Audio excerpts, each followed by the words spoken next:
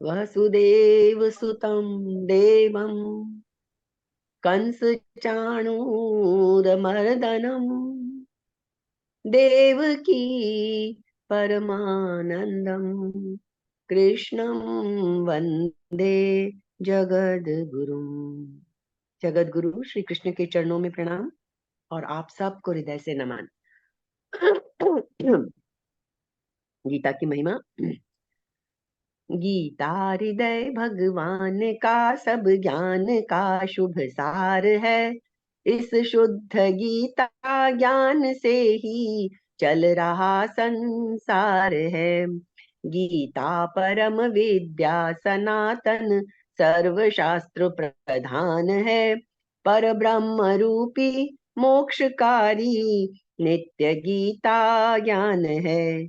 यह मोह माया कष्टमय तरना जिसे संसार हो, वह बैठ गीता नाव में सुख से सहज में पार हो। संसार के सब ज्ञान का यह ज्ञानमय भंडार है। श्रुति उपनिषद वेदांत ग्रंथों का परम शुभ सार है। तो ये गीता वाकई ऐसे जब भी सोच के देखते हैं कि सार ही है सब चीजों का, बस हमको जुड़ना है इससे। और अब हमारा छठा अध्याय पिछली बार हमने पूरा कर लिया था। बहुत ज्यादा लंबी चौड़ी व्याख्याएं नहीं की थी, लेकिन हमने ये सोचा था कि अगले बार मतलब आज के इस सेशन में हम अ, इस छठे अध्याय के बारे इस छठे अध्याय को थोड़ा एक बार रिवाइज कर लेंगे। क्योंकि ये हमारा गीता का एक षटक, यानी जैसे हमने बताया था ना कि गीता में 18 अध्याय हैं, छह छह अध्याय के तीन षटक हैं, छह छह अध्याय के, है ना। तो ये पहला षटक है। इसमें क्या है हमारा, ये से कर्म योग, फिर बीच में आएगा भक्ति योग, फिर ज्ञान योग का। तो अब जो हम सातवां शुरू करेंगे, सातवें अध्याय से, तो वो हमारा शुरू हो जाएगा भक्ति योग का षटक, छह अध्याय, सात से लेके, और फिर लास्ट के छह ज्ञान योग के। तो ये जो हमारा चलेगा, इसलिए हम इससे पहले भक्ति योग में प्रवेश करने से पहले एक बार हम इस छठे अध्याय को थोड़ा सा एक ग्लिम्स में हम एक बार इसको रिवीजन कर लेते हैं, और फिर हम सातवें अध्याय में शुरू करेंगे। तो सबसे बड़ी बात जो इस छठे अध्याय की हमने देखी थी कि शुरुआत ही कहाँ से होती है इसकी। छठे अध्याय की शुरुआत कहाँ से हम करते हैं। जो पहला वाला ही श्लोक है इसका, पहला श्लोक जैसे हमारा क्या था, एक सेकेंड। अनाश्रित है कर्म फलम कार्यम कर्म करोति यह स सन्यासी च योगी च न निरग्नि च न च अक्रिय। तो यहाँ केवल एक ही बात पे जोर है ध्यान का, कर्म फल का आश्रय नहीं लेना है। अब हमें वो चीजें हम इस छठे अध्याय में से पकड़ लेंगे जो हमें विशेष रूप से जिन पे ध्यान देना है, क्योंकि ऐसे तो हमारे अध्याय होते ही चले जाएंगे। इसलिए हम खास करके उन चीजों पे फोकस करेंगे जो हमें अपनानी है जीवन में, और जिनको अपनाकर और हम इस गीता के रास्ते पे चल सकेंगे। तो सबसे बड़ी बात जो गीता में बार बार आती है, कर्म फल का आश्रय नहीं लेना है, बस कर्तव्य कर्म करना है। कर्तव्य कर्म हम बहुत अच्छे से समझ चुके हैं, बहुत डिटेल में समझ चुके हैं, जो जिसके लिए करणीय है। जो हमारा सबका कर्तव्य कर्म अलग अलग है, तो जो कर्तव्य कर्म है हमारा, वो कर्तव्य कर्म करें हम, कर्म फल का आश्रय ना लें, उसके फल की उसके बारे में सोचे ही नहीं, वो बस कर्तव्य कर्म अच्छी तरह करें। ऐसा जो व्यक्ति है, श्री कृष्ण इस छठे अध्याय के शुरू में यही बात कहते हैं, ऐसा जो व्यक्ति है वही सन्यासी है और वही योगी। सन्यास, घर बार छोड़कर सन्यास लेने की जरूरत नहीं है। हम लोग जब भी बहुत परेशान होते हैं, या जब हम परिस्थितियों से, कई बार हम परिस्थितियों से नहीं समझौता कर पाते हैं, तभी भी हमारे मन में आ जाती है कि हम तो सन्यास ले लें। लेकिन कठिन परीक्षा हमारी होती है इस संसार में रहते हुए ही। कृष्ण का सन्यास यहाँ ऐसा सन्यास नहीं है कि सब छोड़ छाड़ के चले जाएं। यही हम गलती करते हैं, हम सब गलती करते हैं। ये बहुत ज्यादा परेशानी आती है, साधना नहीं कर पाते हैं, तो हम क्या सोचते हैं, इससे तो अच्छा है सन्यास ले लें, बैठ के आराम से ध्यान करेंगे, इस झंझट से दूर। तो वहां वो सन्यास, वो हमारी वो बात नहीं है, बस हम उन झंझटों से दूर होना चाहते हैं। सबसे बढ़िया साधना ये होगी, जिसकी हम कोशिश बार बार भूल जाते हैं और बार बार अपने आप को हमें याद दिलाते रहना चाहिए कि इन झंझटों के बीच में रहते हुए ही हमें साधक बनना है। इनको छोड़ के हमें नहीं भागना है, क्योंकि वो हमारे लिए पॉसिबल नहीं है, हम गृहस्थ लोग हैं। तो इसलिए कृष्ण कहते हैं यदि आप ऐसा कर लेते हो, सिर्फ एक काम कर लेते हो, कर्म फल का आश्रय नहीं लेकर और सिर्फ अपना कर्तव्य कर्म करते हो, तो आप सन्यासी भी हो, आप योगी भी हो। खाली जिसने क्रियाएं त्याग दी हैं वो योगी नहीं है। क्रियाएं त्याग के भगवा पहन के चाहे जंगल में चला जाए, चाहे पहाड़ों पे चला जाए, चाहे कंदराओं में चला जाए, उससे योगी नहीं बनेगा। कर्म फल का आश्रय छोड़ना पड़ेगा। तो ये हमारा इस छठे अध्याय का सबसे इंपॉर्टेंट चीज थी, जो शुरुआत में थी। अब हम थोड़ी सी बातें देख लेते हैं जो हमारे बीच बीच में आई थी और सारे हमें जो जीवन में हम अपने लिए आसानी से ग्रहण कर सकते हैं। तो एक इसमें बात ये आई थी कि हमारा सबसे बड़ा शत्रु कौन है इस राह में। कृष्ण ने बात तो हमें सब बता दी, पर अब कोई तो शत्रु है हमारा जो हमें इस रास्ते पे नहीं चलने देता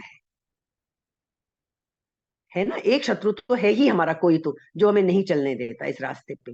और वो शत्रु क्या है?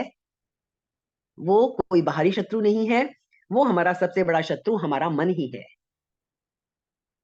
तो घूम फिर के बात सारी मन के ऊपर आ जाती है, और फिर बात वही आती है कि मन को वश में करना आवश्यक है। यही कृष्ण ने कहा है ना, अर्जुन को यही समझाया कि मन को वश में करना आवश्यक है। लेकिन हमने ये भी चर्चा की और अर्जुन ने भी कहा कि ये तो मन को वश में करना तो बहुत मुश्किल है, जैसे वायु को पकड़ना मुश्किल है। वायु को कोई कहे कि हवा को मुट्ठी में बंद कर लें, नहीं कर सकते। तो यही बात अर्जुन ने भी कही, यही हम सब भी कहते हैं कि कृष्ण ने रास्ता भी बता दिया और अब शत्रु भी बता दिया कि इस रास्ते पे हम चल क्यों नहीं पाते हैं। कारण वही है कि हमारा मन ही हमारा वैरी है। तो हमें करना क्या है? सबसे पहले इस मन को वश में करना आवश्यक है। अब उसके लिए हमें कुछ रास्ते चाहिए, वो हमें गीता कदम कदम पे बताती है। तो यहाँ इस छठे अध्याय में हमने क्या देखा कि सब चीजें बताने के बाद कृष्ण ने क्या रास्ता बताया था? एक हमें ध्यान योग का रास्ता। और ध्यान क्या है?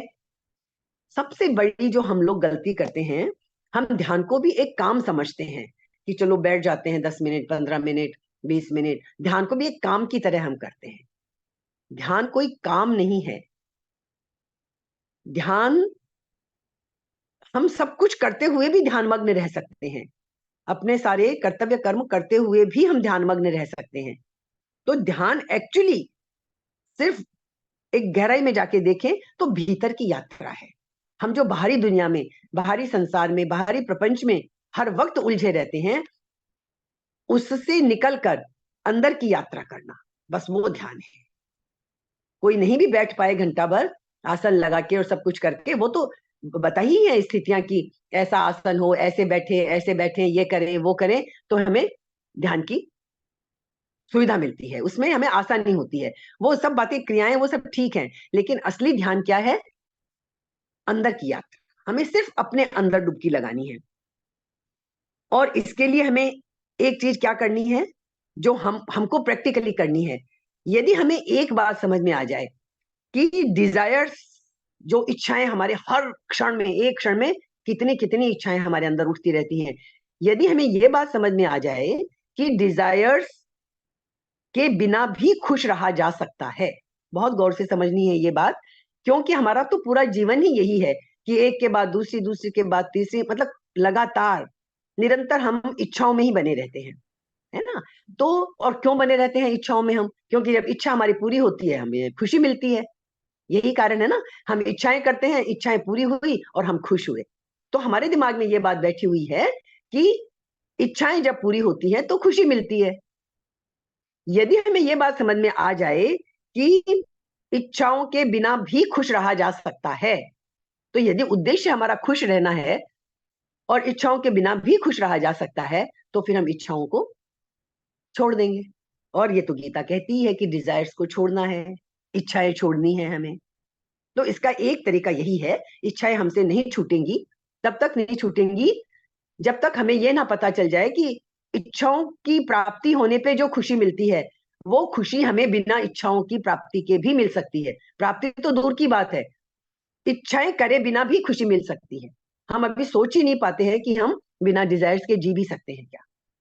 तो ये हमारे लिए एक प्रैक्टिकल टिप है कि हम एक बार ये समझ लें, इस बात को समझ लें, ये मान लें, तब हम उस रास्ते पे चलेंगे कि ठीक है, इतनी इच्छाएं करके इनके लिए पीछे दौड़कर ही जो खुशी मिलनी है वो खुशी यदि बिना इच्छाओं के भी मुझे मिल सकती है, तो मैं एक बार इच्छाओं को छोड़ के देख लेती हूँ। तो डिजायर्स के बिना भी खुश रह सकते हैं, तो फिर उसका फायदा क्या होगा? हमारी इच्छाएं थोड़ी कम हो जाएंगी। हम सोचेंगे कि क्यों इसके पीछे इतना दिन रात लगे रहते हैं, एक इच्छा पूरी होती है फिर दूसरे के पीछे भागने लग जाते हैं, दिन रात यही करते हैं। तो यदि इनके बिना भी इच्छाओं की पूर्ति के बिना भी और इच्छाएं किए बिना भी यदि हम खुश हो सकते हैं, तो फिर हमारी क्या होगी? ये डिजायर्स थोड़ी कम होती चली जाएंगी। और इसका सीधा सा परिणाम क्या होगा? हम वो रास्ता जो गीता हमें बता रही है उस पर ऑटोमेटिक अपने आप चल पड़ेंगे। ये एक प्रैक्टिकल टिप मुझे समझ में आई इस अध्याय से थोड़ी सी। दूसरी जो हमने पहली देख ली कि कर्मफल से अनासक्त रहकर कर्तव्य का पालन करना है, वही सन्यासी है, वही योगी है। अब इसके लिए फिर दो चीजें, मन को वश में करना कृष्ण ने कह दिया जरूरी है, तो हम याद कर लें, इसी में अध्याय में हमने श्लोक में पढ़ा था मन को वश में करें कैसे। अर्जुन ने भी प्रश्न किया था, तो कृष्ण ने कहा था, जवाब दिया था, वाकई मुश्किल है मन को वश में करना, कोई दो राय नहीं है, लेकिन दो रास्ते भी बताए थे कृष्ण ने, अभ्यास और वैराग्य। प्रैक्टिस, कोई चीज को प्रैक्टिस के बिना नहीं पूरी होगी। छोटे छोटे दुनिया के कामों में भी हमें खूब अभ्यास करना होता है, तब हम उसमें परफेक्ट होते हैं। तो ये तो बहुत महान रास्ता है ना, अल्टीमेट हमारा एम जो है उसको हमें पहुंचाएगा उस पे। तो अभ्यास और दूसरा वैराग्य, ये जो डिजायर्स के प्रति धीरे धीरे हमारा वैराग्य पैदा हो जाएगा। तो ये दो चीजें हैं जो हमें मन को साधने के लिए सबसे बड़े साधन है हमारे। ये भी हमने चर्चा कर ली थी, आज हम सिर्फ रिवाइज कर रहे हैं। तो एक बार, और दूसरी सबसे बड़ी बात जो इस अध्याय में जो आश्वासन मिलता है, और हमने बहुत चर्चा की थी इसकी, अर्जुन को भी बड़ा भय था कि भाई पूरा तो पहुंच नहीं पाएंगे हम लोग, तो हम तो बीच में ही भटक जाएंगे छिन्न भिन्न बादल की तरह, ना इधर के रहे ना उधर के रहे, ना माया मिली ना राम, हम तो कहीं के भी नहीं रहे कृष्ण। तो कृष्ण ने कितना बड़ा आश्वासन दिया है कि यदि इस रास्ते पे तुम इतना सा भी चलते हो तो वो तुम्हारा व्यर्थ नहीं जाएगा, इस जन्म में तो नहीं ही जाएगा, वो तुम्हें अगले कई जन्मों में भी फल देगा। ये बहुत बड़ा आश्वासन है कि इस रास्ते पे चला हुआ एक कदम भी आपको व्यर्थ नहीं जाएगा। वो आपकी गति में, जैसे हमको एक स्थान से दूसरे स्थान पे जाना है, और यदि हमने 1 किलोमीटर की दूरी तय कर ली है और हम रुक भी गए हैं वहां पे, तो वो 1 किलोमीटर हमारा व्यर्थ नहीं जाएगा। जब आगे हम दूसरी यात्रा वहां से शुरू करेंगे तो वो 1 किलोमीटर की यात्रा हमारी हो चुकी होगी। तो यही बात इस रास्ते पे, जो इस योग के रास्ते पे चल पड़ता है, और योग का मतलब आप समझ ही गए हैं, सही, योग का मतलब जुड़ना, अपने आप से जुड़ना, अपने परम पिता से जुड़ना। योग का मतलब खाली आसन और वो नहीं है, वो आप सब जानते हैं। तो इस मार्ग पर चलें तो गति का कोई नाश नहीं है, जितना आपने गति करी है वो आपके साथ रहेगी। अब वो इस जन्म में नहीं, वो जन्म जन्मांतर तक आपके साथ रहेगी। अगले जन्म में भी वो आप वहीं से अगली यात्रा शुरू करेंगे। और एक सबसे बड़ी टिप क्या है, हमें कई बार लगता है हमें गुरु नहीं मिला, हमें कोई रास्ता नहीं मिल रहा, क्या करें? तो सबसे बड़ा गीता आश्वासन और हमें रास्ता क्या दिखाती है? उद्धरेत आत्मना आत्मानम, अपने ही द्वारा अपना उद्धार करना है हमें। ये गीता को भी यदि हम अपना गुरु मान लें, गुरु बन गई गीता हमारी। यदि हमें कोई जीवंत गुरु नहीं मिलता है, सबको नहीं मिल पाते हैं, हमको सबको नहीं मिल पाते हैं, लेकिन कोई बात नहीं, लेकिन हम यदि एक रास्ता अपना लें कि हमने गीता को ही गुरु मान लिया, तो क्या होगा? गीता हमें क्या कह रही है? उद्धरेत आत्मना आत्मानम, अपने ही द्वारा अपना उद्धार, हमें और किसी की जरूरत नहीं है। और इसके लिए सबसे बड़ी सीख जो गीता की है, जिसकी हम कई बार चर्चा कर चुके हैं, वो है समता का सिद्धांत, इक्वानिमिटी। कि जितने द्वंद्व हैं दुनिया में, सुख दुख, हानि लाभ, जीवन मरण, यश अपयश, जो कुछ भी है, इन सब द्वंद्वों से ऊपर उठना है, इन सब में समान भाव रखना है, समता की भावना, मित्र में भी और शत्रु में भी। ये है, ये इस अध्याय में बहुत अच्छे से समझाया गया है कि समानता की भावना रखना बहुत जरूरी है।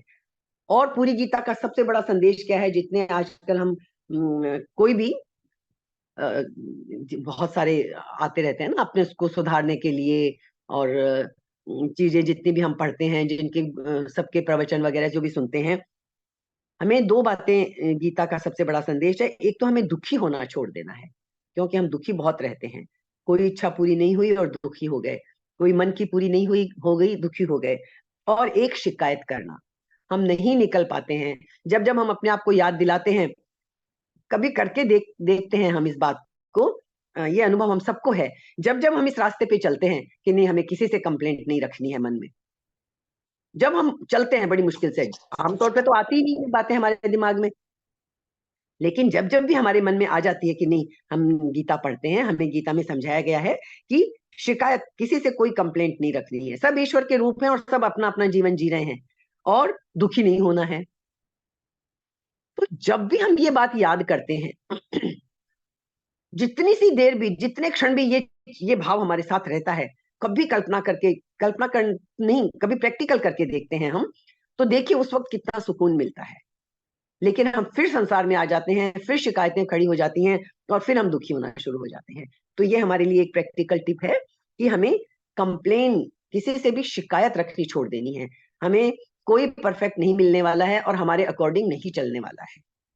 हम किसी को इतना सा भी नहीं बदल सकेंगे।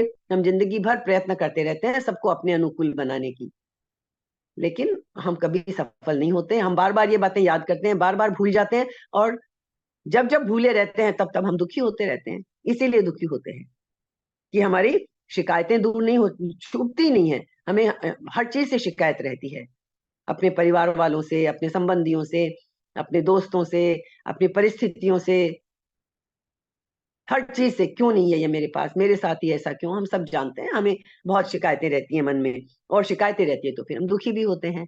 तो गीता का सबसे बड़ा संदेश है, पूरी गीता का संदेश है कि हमें दुखी होना और शिकायत करना ये छोड़ना होगा। एक ये टिप हमारे लिए हो गई। और सबसे बड़ा जो आश्वासन और बेस्ट लर्निंग जो मुझे इस अध्याय से लगी, वो यही कि इतना सा भी एफर्ट वेस्ट नहीं जाता, बेकार व्यर्थ नहीं जाएगा हमारा। इसलिए हमें इस रास्ते पे जरूर चलना है। यदि 2 क्षण के लिए भी चले तो भी वो हमारे साथ हमारा पाइलअप होता जाएगा। एक एक क्षण करके भी हमारा मार्ग पे हम आगे कदम बढ़ाते जाएंगे। एक बात हमें और ये याद रखनी है, हम खुश होने के लिए बहुत हमारे लिए एक बड़ी बात है कि हमें मनुष्य जन्म मिला है। परमात्मा की सबसे सुंदर सृष्टि, इस सृष्टि में परमात्मा की सबसे सुंदर कृति यदि कुछ है तो हम मनुष्य हैं, और कोई योनि नहीं। मनुष्य योनि, तो हमें इस बात के लिए बहुत ही शुक्रगुजार होना चाहिए, ईश्वर का बहुत धन्यवाद करना चाहिए हमें कि हमें ये योनि मिली है मनुष्य जन्म की, जिसके लिए हमने चर्चा की थी कि देवता भी तरसते हैं। क्योंकि देवलोक जो है, स्वर्ग जो है, वो भी भोग योनि है। वहां आप और आगे प्रगति नहीं कर सकते, जो किया है अच्छा उसका फल भोगेंगे बस। एक मनुष्य योनि ऐसी है जिसमें प्रगति होती है। तो इसलिए हमें इस बात की भी, ये कि हम श्रेष्ठतम कृति हैं ईश्वर की, और हम मनुष्य जो हैं उनकी सबसे बड़ी और क्या बात है, हम खुद ही अपने मित्र हैं और खुद ही हमारे शत्रु हैं। जो पीछे हमने अभी सुना ना, आत्मना आत्मानम उद्धरे, आत्मना, अपने द्वारा ही अपने आप को हमें उद्धार करना है। इसका मतलब क्या हुआ, यदि हम अपना उद्धार नहीं करते हैं तो हम अपने शत्रु हैं।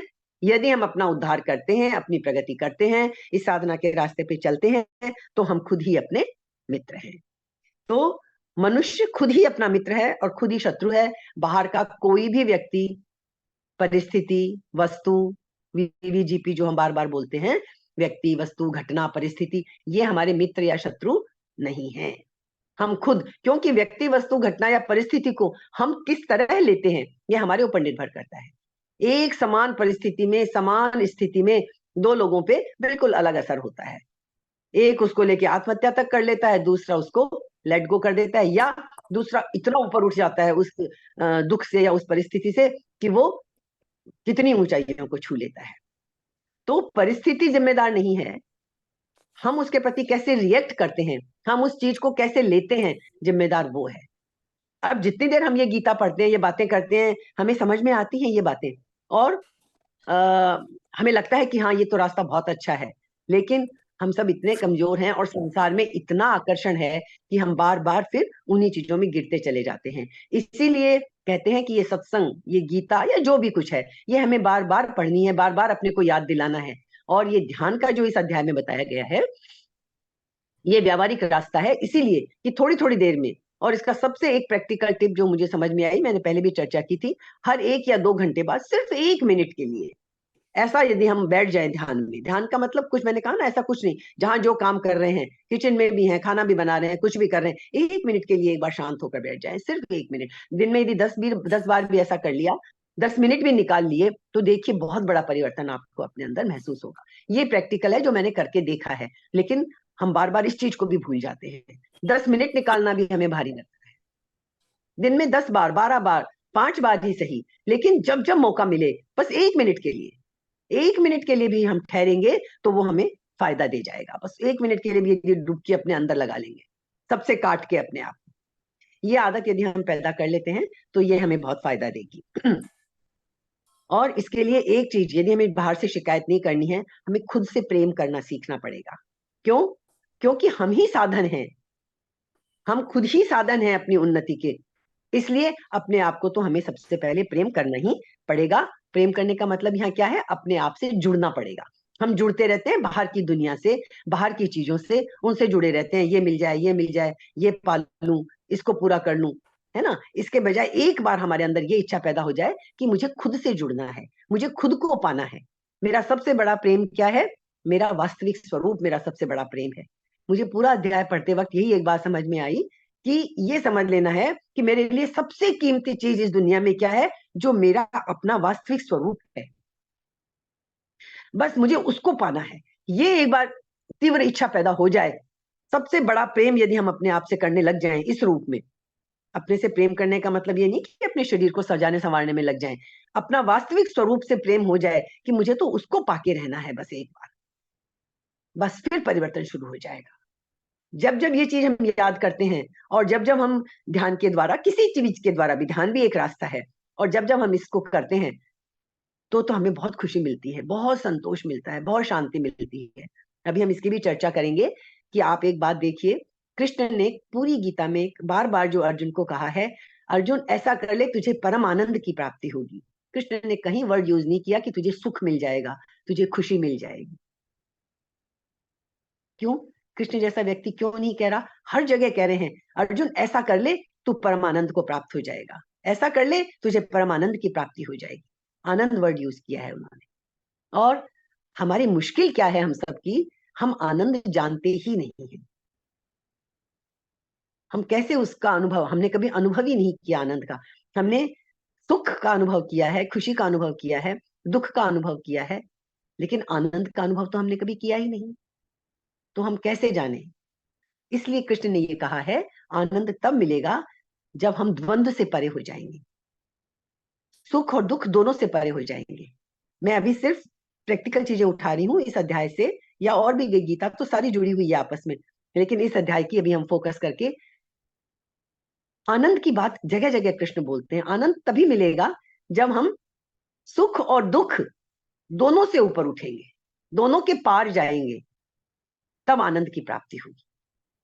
तो इसलिए हम तो कभी दुख और सुख से ऊपर उठे ही नहीं है आज तक, हमारी स्थिति कभी ऐसी आई ही नहीं है, और इसीलिए हमें आनंद का पता ही नहीं है। आनंद का क्या एड्रेस है, आनंद कैसा होता है, हम जानते ही नहीं है। तो यदि हमें इस अद्भुत आनंद की अनुभूति करनी है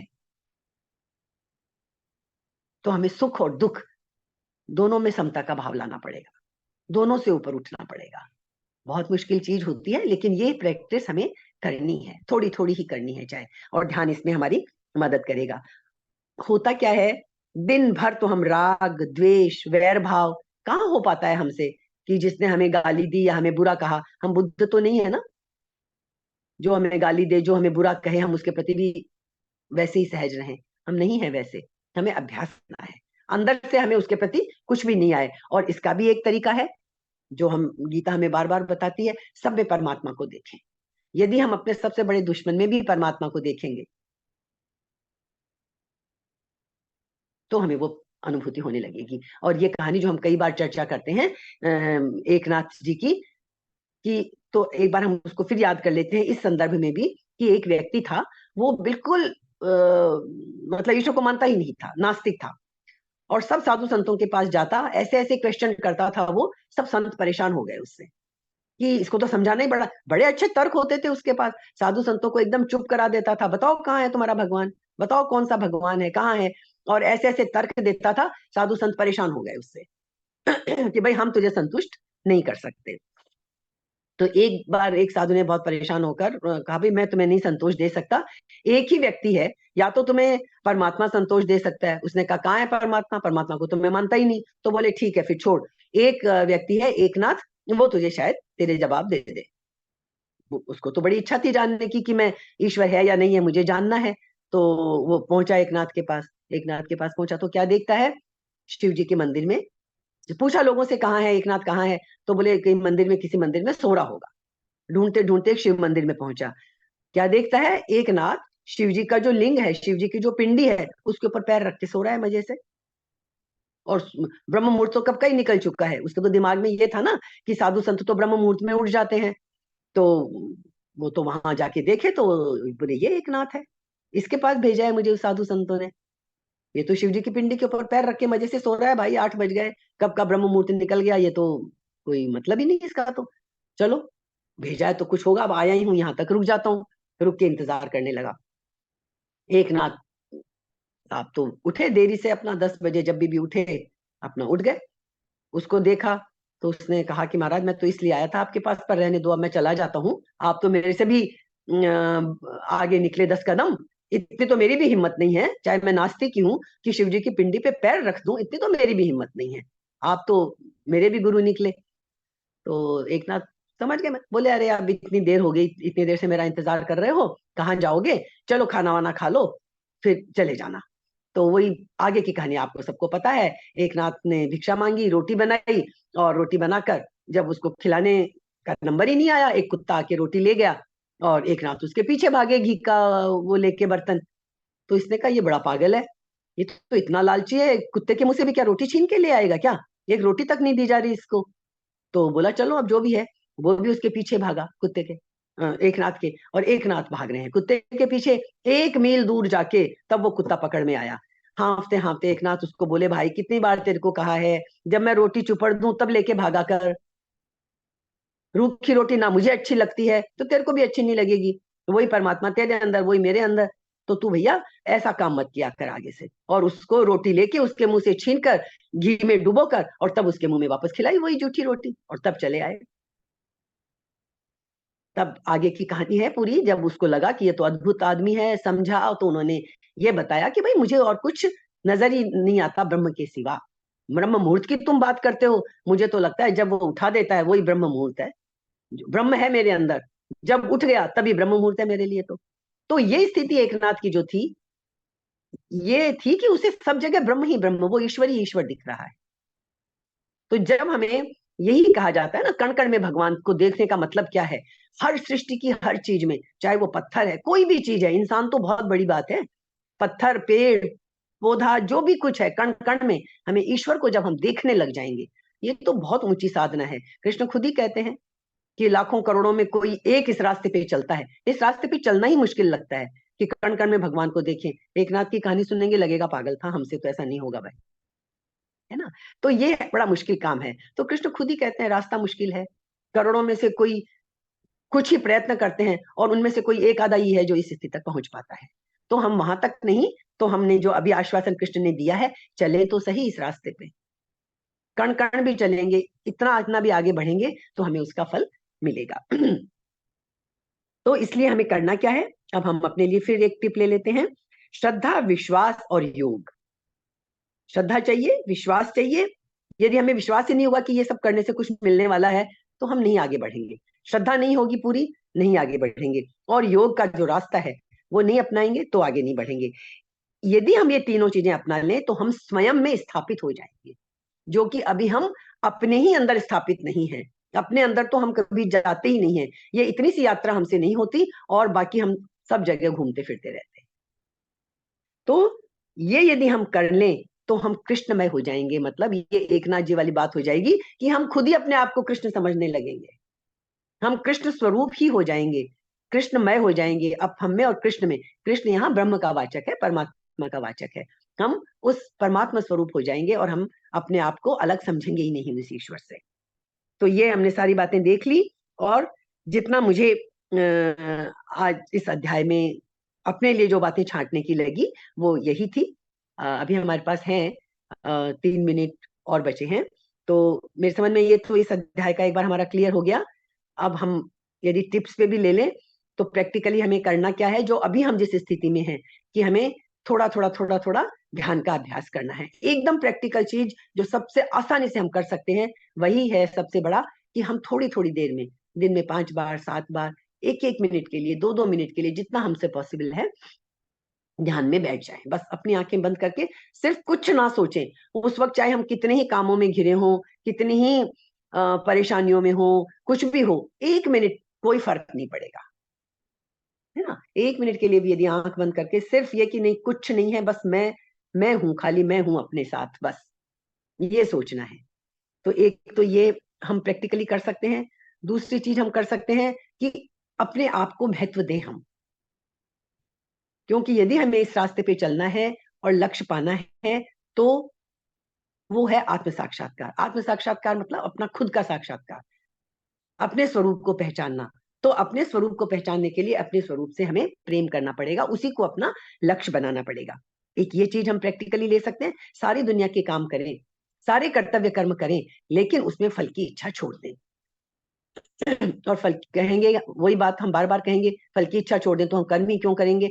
फल तो मिलेगा, इच्छा नहीं करेंगे तो भी मिलेगा, लेकिन यदि कर्म फल के आश्रित नहीं होकर कर्म करेंगे तो ज्यादा अच्छा फल मिलेगा।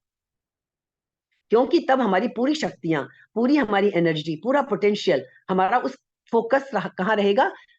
कर्म के, कर्तव्य कर्म के ऊपर रहेगा, फल पे नहीं रहेगा। जब फल की इच्छा आ जाएगी ना, जैसे वो भजन भी गाते हैं ना, फल आशा त्याग शुभ काम करते रहिए। हमारे तो एक एक भजन में पूरा गीता ज्ञान भरा पड़ा है। जाहि विधि राखे राम ताहि विधि रहिए, फल आशा त्याग शुभ कर्म करते रहिए। बताइए, हमने अपनी दादी माँ सबसे ये भजन सुना है, पर गीता यही, इसी गहरा ज्ञान है इस एक ही लाइन में। फल जाहि विधि राखे राम ताहि विधि रहिए, जो परिस्थिति मिली है रह लो उसमें खुश, और फल और आशा को त्याग दो। और लेकिन शुभ कर्म, शुभ कर्म का मतलब यहाँ क्या है? सबसे बड़ा शुभ कर्म तो आत्म साक्षात्कार ही है। और कर्म योगी के लिए दूसरों की सेवा करना है। कर्म योग के रास्ते पे जो चलेगा उसको क्या है? सब में सबकी सेवा करनी है निस्वार्थ भाव से। ध्यान के रास्ते पे जो चलेगा उसको आपको पता है ध्यान में बैठना है ना। तो कर्म ज्ञान के रास्ते हम जानते हैं कि जानकारी होनी चाहिए हर चीज की। तो एक ये सब चीजें हमारे लिए टिप्स हैं प्रैक्टिकली, जो हम बड़ी आसानी से आज से ही शुरू कर सकते हैं। हमें हर अध्याय से कुछ कुछ लेना है, इसीलिए मैंने आज 7वां अध्याय शुरू नहीं किया कि एक बार छठे अध्याय का पूरा निचोड़ ले लें और तब हम फिर 7वें अध्याय पे आगे बढ़ेंगे।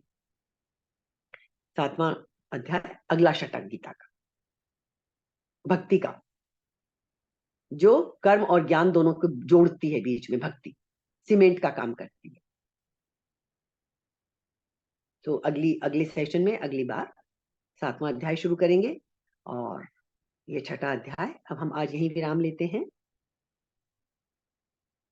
सब लोग अभ्यास जरूर करें, हम सबको करना है, एक दूसरे को याद दिलाते रहें।